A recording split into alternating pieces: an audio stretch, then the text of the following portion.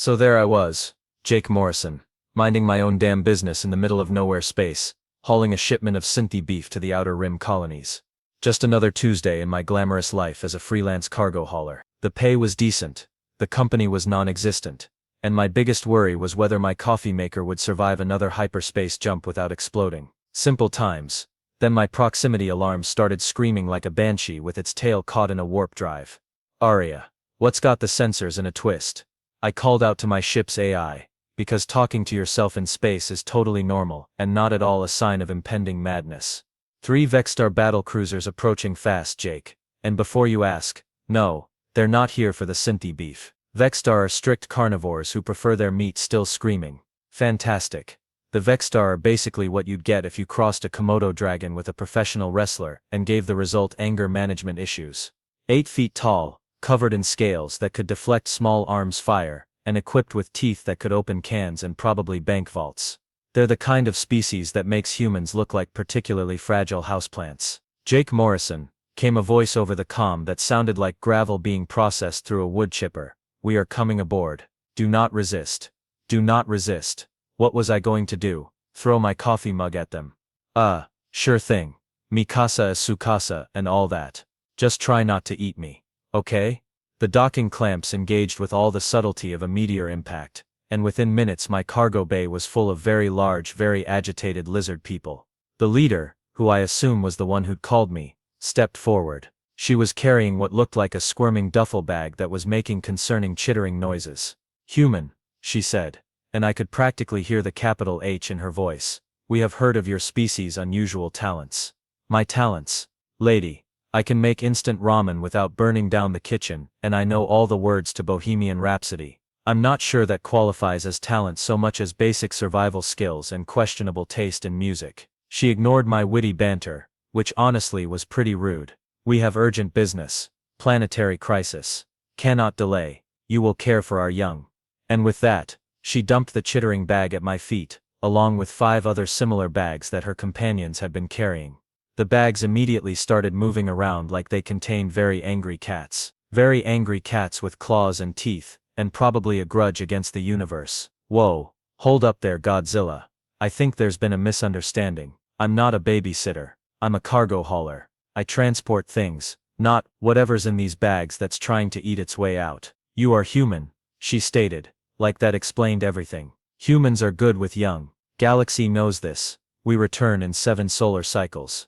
7 cycles, that's almost 2 weeks. I don't know the first thing about taking care of alien kids, but they were already heading back to their ships. The leader paused at the airlock. Feed them meat. Do not let them kill each other, or you. Good luck, human Jake Morrison. And then they were gone, leaving me standing in my cargo bay with 6 bags that were now making a sound like a chainsaw convention having a disagreement with a garbage disposal. Aria, I said slowly, please tell me this is some kind of elaborate prank. Afraid not, Jake. Congratulations, you're now the proud guardian of 6 Vexstar cubs. The good news is they're not fully grown yet, so they probably can't bite through your skull in one go. What's the bad news? They're still Vexstar, and from the sound of things, they're getting hungry. One of the bags had gone ominously quiet, which in my experience is never a good sign when dealing with predators of any age. I stared at the 6 squirming containers, and realized my nice quiet boring life had just taken a hard left turn into what could generously be called a survival horror movie. Well, I muttered, this is either going to be the best story I ever tell, or the last one. Against every instinct screaming at me to jettison the bags into space and pretend this never happened, I decided to open one. The quiet one, because clearly, my survival instincts were taking a coffee break. The moment I unzipped it, a scaled missile launched itself at my face. I ducked, and what I can only describe as a miniature dragon with anger issues landed on my cargo crates. It was about the size of a house cat, if house cats had razor-sharp claws, a mouth full of needle teeth, and the attitude of a particularly vindictive honey badger. Okay, hello there, little guy, I said, backing away slowly. Or girl, or however your species works. I'm Jake, and apparently I'm your babysitter for the next 2 weeks. The cub tilted its head, studying me with golden eyes that held way too much intelligence for something that probably wasn't even potty trained. Then it opened its mouth and let out a sound like a miniature chainsaw starting up. I'm going to call you Snappy, I decided. The other bags were getting more agitated, so I figured I might as well commit to this insanity. 5 more zippers later, and my cargo bay looked like a reptile store had exploded. 6 Vexter cubs were now loose on my ship, and they immediately began what I can only describe as a tactical assessment of their new environment, which is a fancy way of saying they started destroying everything within reach. Cub number 2 went straight for my tool rack and began methodically testing whether my wrenches were edible. "You're bitey," I announced.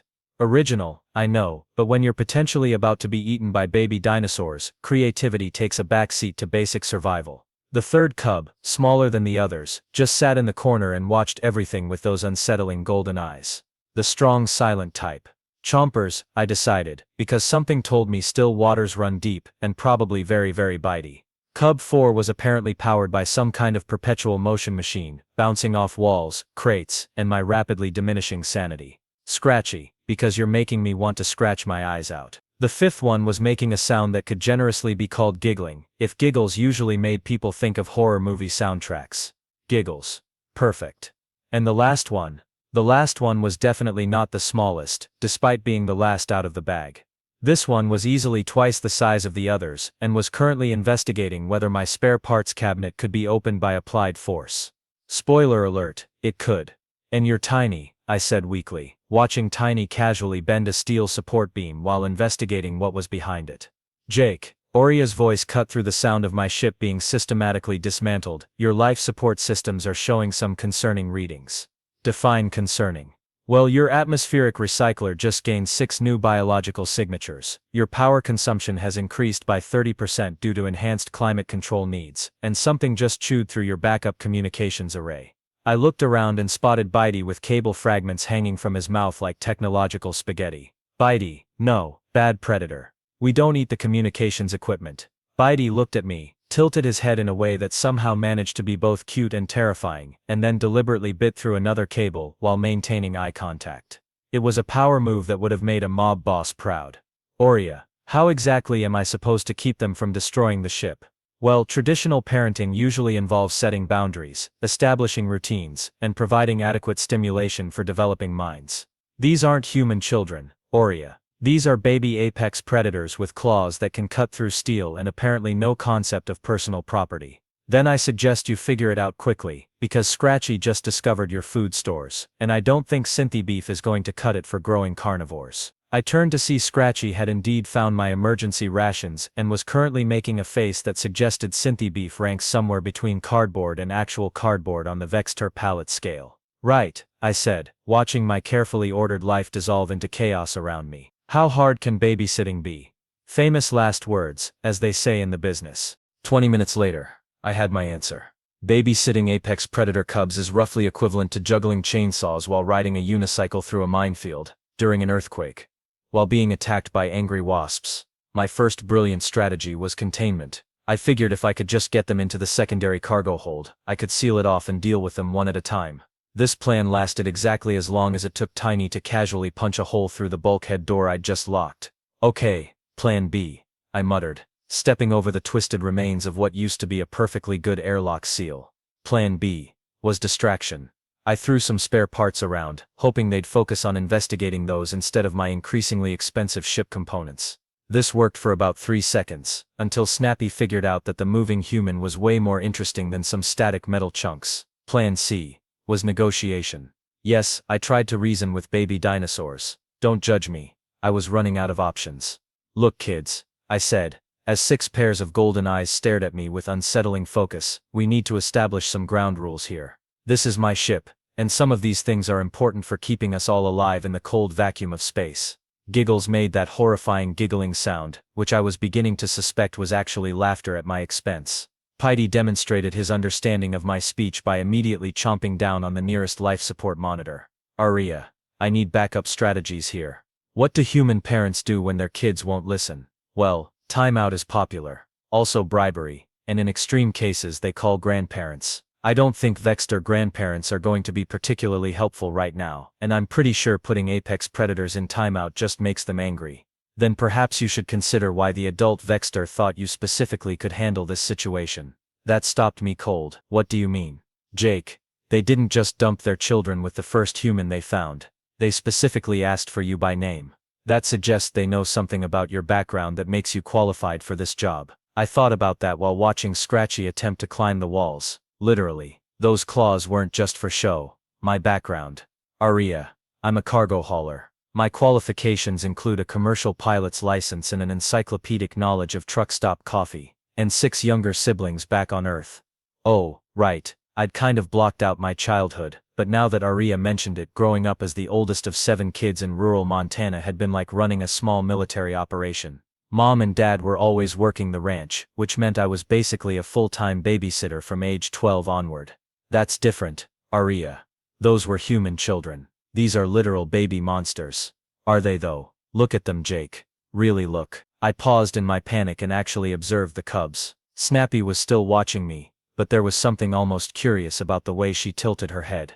Chompers had moved closer and was sitting quietly nearby, like he was waiting for something. Even Beatty had stopped destroying things and was just sort of hovering around the edge of the group. They're pack animals, I realized. They're looking for a leader. And you're the biggest, most dominant presence in their immediate environment. Congratulations, Alpha Jake. Great, just great. I'd gone from cargo hauler to pack leader of baby space dragons in the span of an hour. My career counselor definitely hadn't covered this scenario. But here's the thing about growing up with 6 siblings. You learn that chaos is just order you haven't figured out yet. Tommy used to climb everything until I started giving him specific things to climb. Sarah would bite when she was frustrated until I learned to recognize the warning signs. And little Pete would destroy everything he could reach until I started channeling that energy into building projects instead of demolition. All right, kids, I said. And something in my voice must have changed because all 6 cubs suddenly gave me their complete attention. Snappy, you're clearly the leader of this little pack, so you're my lieutenant. Beatty, you're exploring everything with your teeth, which tells me you're trying to learn about your environment. Chompers, you're the smart one, aren't you? Watching and learning before you act. I pointed to each cub as I spoke, and they actually seemed to be listening. Scratchy, you've got energy to burn and nowhere to put it. Giggles, you're having fun with all this, which means you're probably the social one. And Tiny, you're testing structural integrity, because you need to know what's safe for the pack. Jake, Aria said quietly, your heart rate just dropped to normal levels for the first time since they arrived. She was right. I felt calmer, more in control, like I actually knew what I was doing. Right then. First rule of the pack: we don't destroy things we need to survive. That includes life support, navigation and communications equipment. I looked directly at Beatty. Especially communications equipment. Beatty made a small chirping sound that might have been acknowledgement. Second rule: if you're bored or frustrated, you come to me first before you start tearing things apart. I've got plenty of things you can safely destroy. Scratchy's tail started wagging. I didn't even know Vexter had tails that could wag. And third rule: we're a pack now. Which means we take care of each other. That includes the weird squishy scaleless pack member who apparently knows how to work the food dispensers. Snappy made a sound that was almost like a purr. A terrifying predatory purr, but still. Now then, I said, feeling like I might actually survive this after all. Who wants to hear a story about the time a pack of earth predators called wolves took down prey 10 times their size? 6 pairs of golden eyes lit up with interest, and for the first time since this whole mess started, I smiled. Maybe, just maybe, this was going to work out after all. Gather around then, I said, settling down on a cargo crate. This is the story of how 25 wolves brought down a creature that weighed more than all of them combined. The cubs arranged themselves in a semicircle around me, with Snappy closest to my left side and Chompers on my right. Tiny sprawled behind the others like a scaly mountain, while Bitey, Scratchy, and Giggles filled in the gaps. It was eerily similar to storytime back home, except my siblings had never had the potential to accidentally decapitate me if they got too excited. Now wolves are pack hunters, just like your species. But unlike Vextar, they're not particularly big or strong individually. An adult wolf weighs maybe 40 kilos soaking wet, but they have something that makes them incredibly dangerous: they work together. Snappy chirped and tilted her head. I was beginning to recognize that as her tell me more gesture. The prey they were hunting was called a moose. Picture a creature twice as tall as me with antlers wider than my outstretched arms, and a kick that could cave in a wolf's skull. One-on-one, a wolf wouldn't stand a chance. I gestured with my hands as I spoke, and noticed the cubs tracking every movement. They weren't just listening, they were studying me, learning from every word and gesture. But wolves are smart. They don't fight fair. They studied this moose for hours, watching how it moved, where it was strongest, where it was vulnerable. Then they split into teams. Some wolves circled around to cut off escape routes. Others stayed back as reserves. And the rest? They went in for the attack. Bitey made an excited clicking sound, his tail twitching with anticipation. The lead wolves went for the legs, trying to slow the moose down. The moose fought back, of course, swinging those massive antlers and kicking with hooves the size of dinner plates. But every time it focused on one threat, another wolf would dart in from a different angle. I stood up and started pacing, acting out the story. The cubs' eyes followed my every move like I was the most fascinating thing in the universe. The key was patience. They didn't try to bring down the moose all at once. They wore it down bit by bit, working as a team. When one wolf got tired, another took its place. When the moose charged one group, the others pressed their attack. It took hours, but eventually, I paused for dramatic effect, and 6 baby predators hung on my every word. The moose went down, and the entire pack shared the victory. The cubs erupted in excited chittering and clicking sounds that I was beginning to recognize as approval. Scratchy was practically vibrating with excitement, while Giggles was making that unsettling sound that was somehow both adorable and terrifying. That's what being a pack means, I continued, sitting back down. It's not about being the biggest or the strongest. It's about working together, trusting each other, and making sure everyone gets taken care of. Chompers, who had been silent throughout the story, suddenly moved closer and rested his head against my leg. It was such a trusting gesture that I felt something tighten in my chest. When was the last time anyone had trusted me like that? Aurea, I said quietly. How long until we reach the next way station? Approximately 18 hours at current speed. But Jake, we might have a problem. The cubs picked up on the change in my tone immediately. Snappy's head snapped up, alert, while Tiny rose to his feet with surprising grace for something his size. What kind of problem?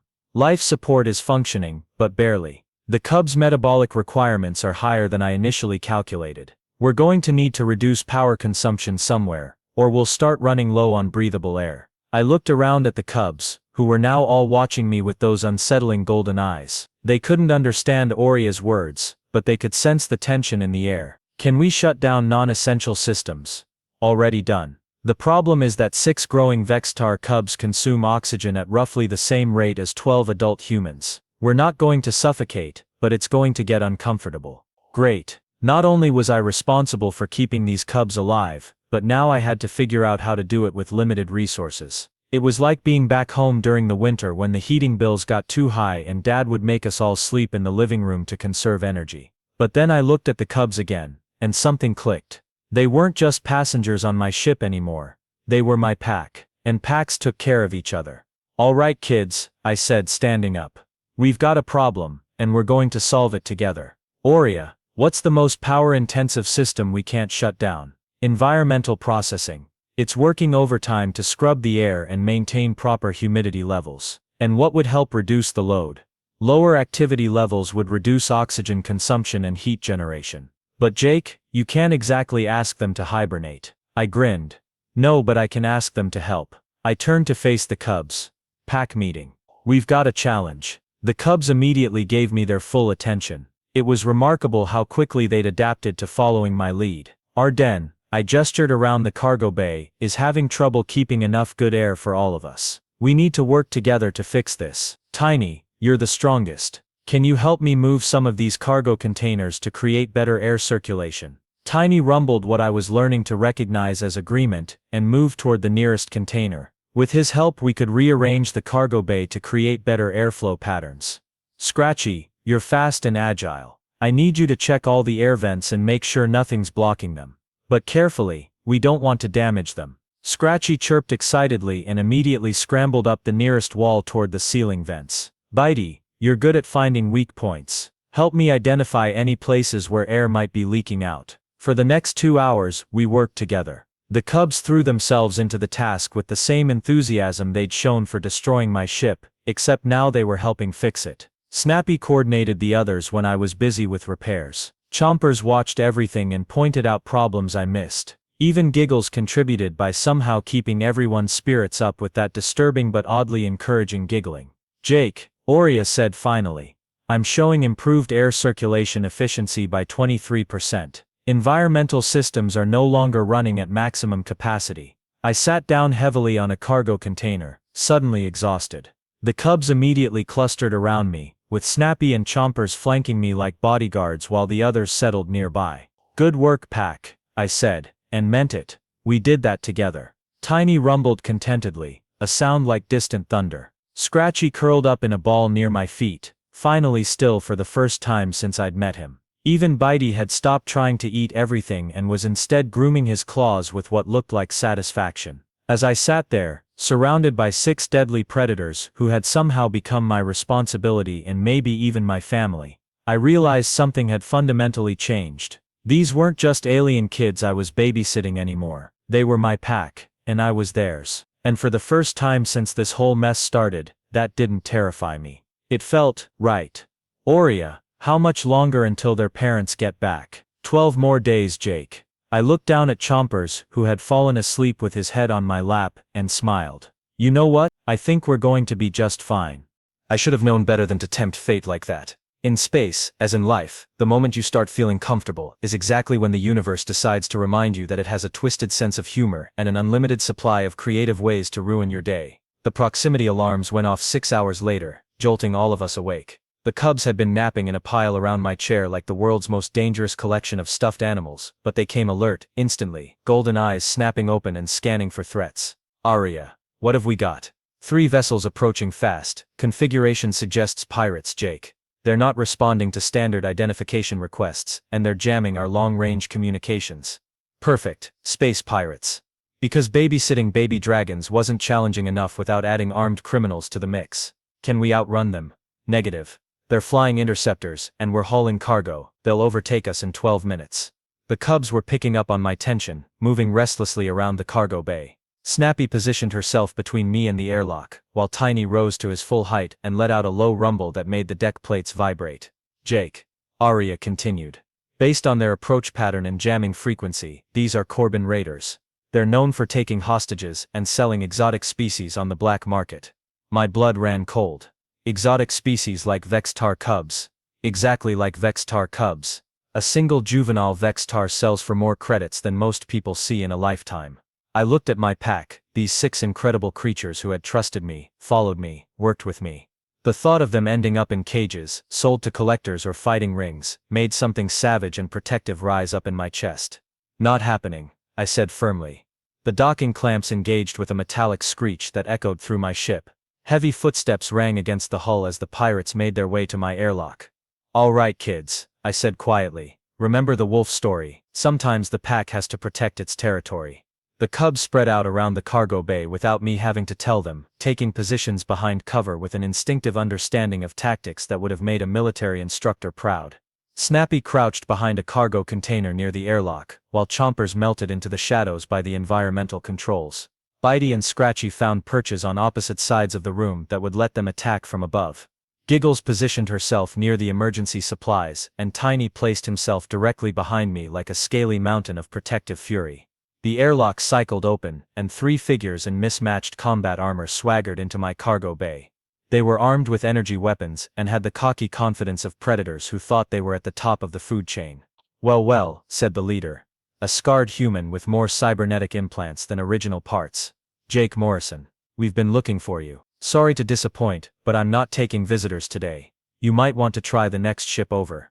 The pirate laughed, a sound like grinding metal. "Funny guy. We got word from our Vextar contacts that you're carrying some very valuable cargo. 6 little bundles of credits just waiting to be collected."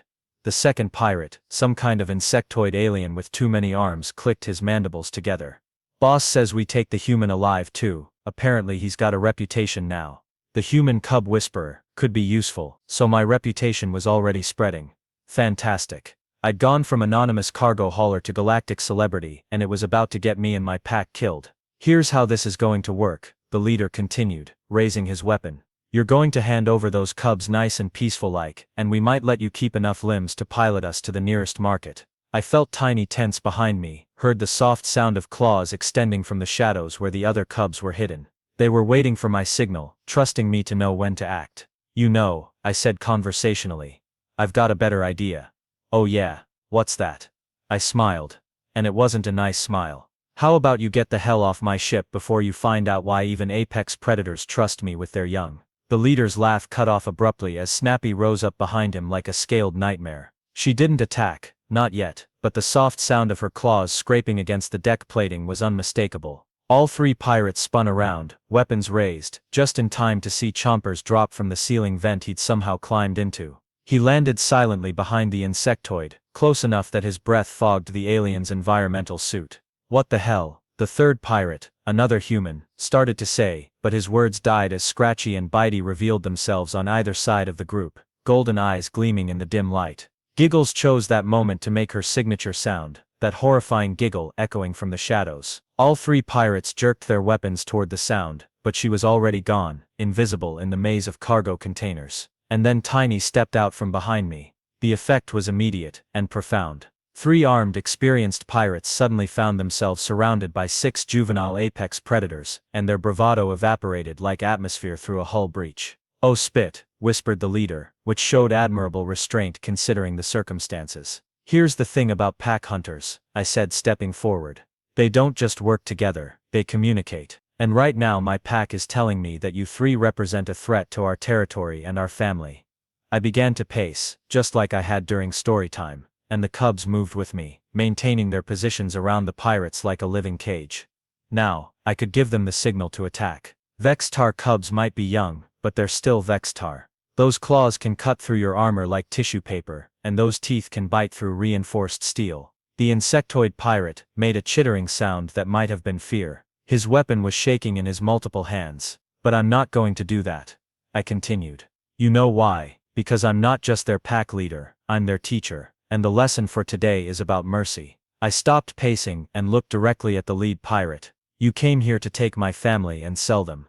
That makes you worse than predators. Predators kill for food, for territory, for survival. You kill for profit. You're parasites." The cubs were absolutely still now, waiting. The pirates were sweating, trying to track 6 separate threats while listening to me talk. It was psychological warfare at its finest, and I was just getting started. "But here's what's going to happen instead.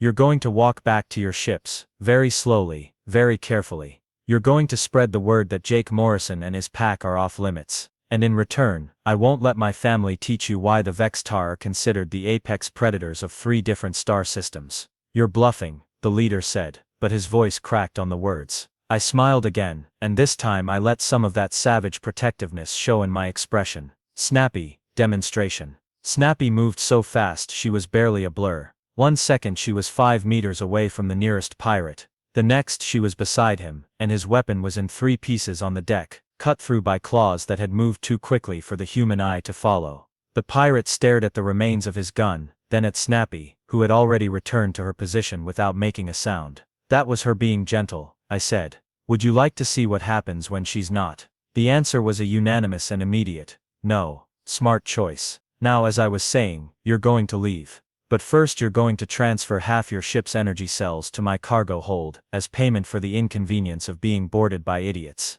"That's piracy," the insectoid protested. "No," I said, "that's a tuition fee. Consider it payment for the valuable lesson you're about to learn about not messing with pack animals." 10 minutes later, the pirates were gone, along with half their power reserves and all of their dignity. The cubs had escorted them to the airlock in what could generously be called a honor guard formation, if honor guards typically looked like they were deciding which limb to bite off first. As soon as the airlock sealed, the cubs converged on me in a celebratory pile. Snappy nuzzled against my shoulder with a purring sound, while Tiny rumbled his approval. Even Chompers seemed pleased, making soft chittering sounds that I was learning meant contentment. "Araya," I said, scratching behind Bitey's head fins, "remind me to update my insurance policy when we get back to civilization." "Jake, I've been monitoring galactic communication networks. Word of this incident is already spreading. 3 different news services are running stories about the human who commands apex predators." I groaned. "Please tell me they're not using my real name."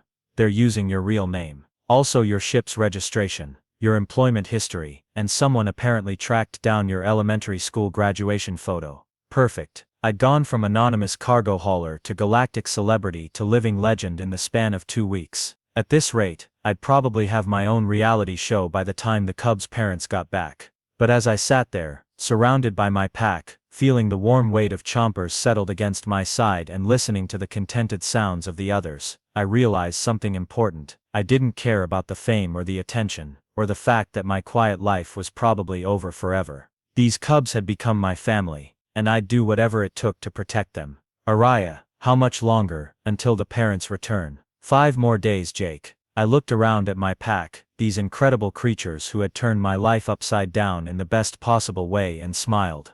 You know what, I hope they're not in too much of a hurry. 5 days later, I was beginning to understand why parents get attached to their kids, even when those kids are capable of accidentally dismembering you during a particularly enthusiastic game of tag. The cubs had settled into a routine that was almost domestic. If you could call sharing breakfast with 6 apex predators domestic. Snappy had appointed herself my personal bodyguard and advisor, rarely leaving my side except when pack business required her attention elsewhere. Chompers had become my co-pilot of sorts, sitting quietly in the cockpit and somehow intuiting when I needed help with calculations or system monitoring. Bitey had channeled his destructive tendencies into maintenance work, using those incredible claws to make precision repairs I never could have managed alone. Scratchy had discovered that my ship's exercise equipment made excellent climbing apparatus and had turned the cargo bay into his personal gymnasium. Giggles had somehow figured out how to work the entertainment system and was currently obsessed with Earth-nature documentaries, particularly the ones about predators. And Tiny had become the ship's unofficial security chief, conducting regular patrols and generally making sure everything was running smoothly. They weren't just passengers anymore. They were crew. Hell, they were family. Which made it that much harder when the proximity alarms announced the arrival of 3 Vextar battlecruisers exactly on schedule. The cubs perked up immediately, recognizing the energy signatures of their parents' ships. But instead of the excited reunion behavior I expected, they clustered around me with what could only be described as protective postures. It's okay, I told them, though I wasn't entirely sure I believed it myself. Your parents are back. They're going to take you home. Snappy made a soft questioning chirp and tilted her head toward the airlock, then back to me. The message was clear. What about our pack? Jake Morrison, came the familiar gravel through a wood chipper voice over the comm. We are coming aboard. Come on in, I replied, standing up. The cubs formed a loose formation around me, not aggressive, but definitely unified in their stance. The airlock cycled open, and the same Vextar female who had dumped the cubs on me 2 weeks ago strode into my cargo bay, followed by several other adults I didn't recognize. They stopped short when they saw the scene before them. 6 cubs, arranged in perfect pack formation around one human, all of them calm, alert, and obviously healthy. More than healthy, actually. They looked confident, competent, and somehow more mature than when they'd arrived. You. The lead Vextar paused, studying the group with those unsettling golden eyes. You are all well. Better than well, I said. They're incredible. Smart, brave, loyal. You should be proud. We are, she said simply.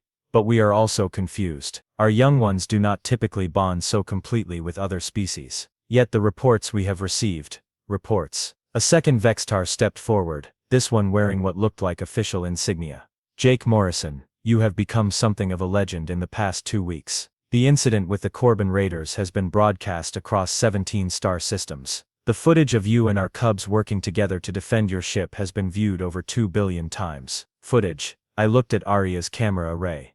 Arya, you recorded that. Standard security protocol, Jake, though I may have accidentally transmitted it to the galactic news networks during the communication jamming. Technical glitch, completely unintentional. Right. Technical glitch. My AI had turned me into a viral video star and she was playing innocent. The point is, the official continued, your reputation has spread far beyond what we anticipated. We have received over 3,000 requests from various species, asking if you would be willing to provide childcare services for their young. I blinked.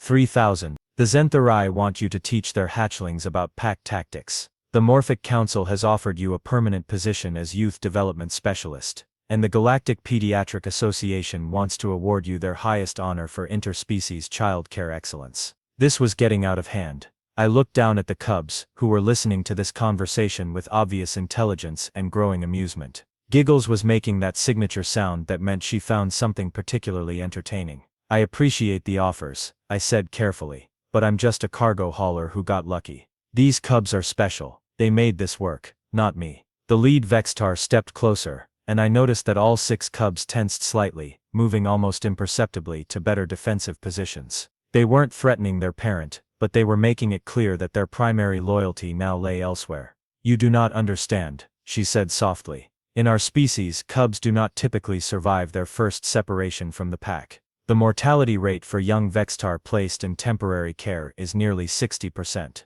They become despondent, stop eating, sometimes die of what you humans call a broken heart. She gestured to the cubs. Look at them. They are not just alive, they are thriving. They have grown, learned, bonded.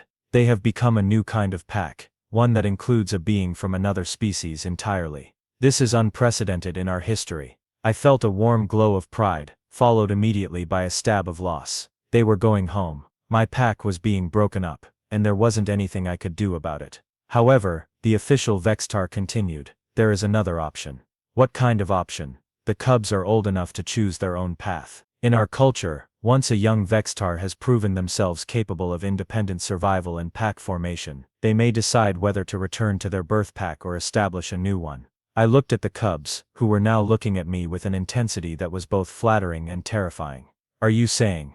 We are saying that if they choose to remain with you, we will honor that choice. You would be formally recognized as pack leader, with all the rights and responsibilities that entails, including, she paused meaningfully, the legal authority to accept or decline requests for your services. The cubs were vibrating with excitement now, making soft chittering sounds and nudging closer to me. Snappy looked up at me with those golden eyes and made a sound that was unmistakably a question. What do you guys think? I asked them. Want to stick together? Keep this pack going? The response was immediate and unanimous. 6 cubs erupted into excited chirping, tail wagging, and what could only be described as celebration. Tiny rumbled so loudly that the deck plates vibrated, while Scratchy started doing victory laps around the cargo bay. I think that's a yes, I said, grinning so wide my face hurt. Then it is settled, the lead Vextar said, and there was unmistakable pride in her voice. You are now officially pack leader to 6 Vextar cubs. May your hunt be successful and your den secure. After the parents left, I sat down heavily on my favorite cargo crate, still processing what had just happened. The cubs immediately piled around me in their usual formation, but there was something different about it now. More relaxed, more permanent. Arya, please tell me you're not going to transmit this conversation to the galactic news networks. Too late, Jake. It's already trending under the hashtag interspecies family goals. You've also got 17 interview requests, a book deal offer, and someone wants to make a documentary about your life. I groaned and buried my face in my hands. Chompers nuzzled against my shoulder in sympathy. Oh, and Jake, you might want to check your communication console. You've got some new business inquiries. I looked at the flashing message indicator with resignation. How many? 437. And counting. I looked around at my pack, these incredible creatures who had turned my quiet, boring life into something I never could have imagined. Snappy was already studying the communication console with interest, while Bitey was investigating the new cargo containers the parents had left behind, which apparently contained proper Vextar food and supplies. You know what? I said finally.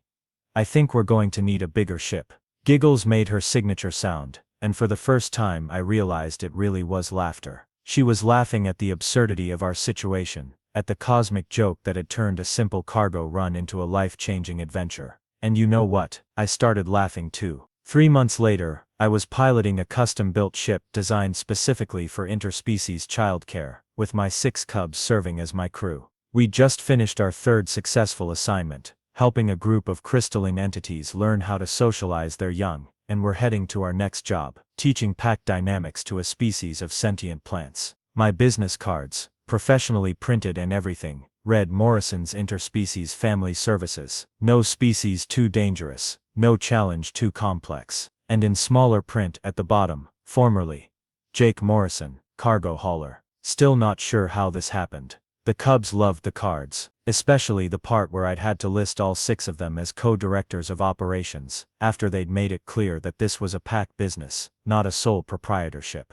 As I watched Snappy and Chompers coordinate our approach to the next system while Bitey, Scratchy, Giggles and Tiny handled various ship functions with the competence of trained professionals, I realized something important. I'd started this adventure as a simple cargo hauler, who just wanted to make an honest living moving things from point A to point B. I'd ended up as the galaxy's first professional interspecies family counselor, with a pack of apex predators as my business partners, and a reputation that had spread to every corner of known space. And honestly, I couldn't be happier. Arya, what's our ETA to the Verdanian system? 6 hours, Jake. And you've got another 200 service requests waiting in the queue. I leaned back in my pilot's chair and smiled, listening to the comfortable sounds of my pack working around me. Set course for Verdania. We've got work to do. After all, the galaxy's children weren't going to raise themselves. And apparently there was no one better qualified for the job than a human cargo hauler and his pack of baby space dragons. Who would have thought?